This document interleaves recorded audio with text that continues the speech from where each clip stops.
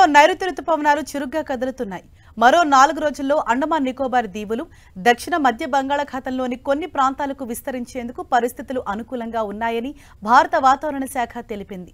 అండమాన్ సమీపంలోని ఆగ్నేయ బంగాళాఖాతంలో రేపు ఉపరితల ఆవర్తనం ఏర్పడే అవకాశం ఉందని తెలిపింది. ఒకవేళ పరిస్థితులు అనుకూలిస్తే ఇది అల్పపీడనంగా మారుతుందని వాతావరణ నిపుణులు అంచనా వేస్తున్నారు. ఒకవేళ అదే జరిగితే ఈ నెలాఖరు వరకు ఏపీ వ్యాప్తంగా చెదురుమదురు వర్షాలు కురుస్తాయని భావిస్తున్నారు.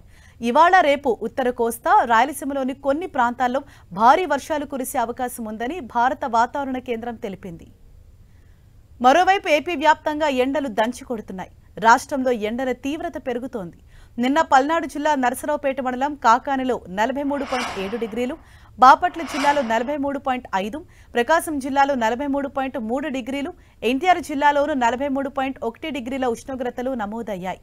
అటు రాష్ట్ర వ్యాప్తంగా 17 జిల్లాల్లోని 116 ప్రాంతాల్లో ఉష్ణోగ్రతలు 41 డిగ్రీలు దాటాయి.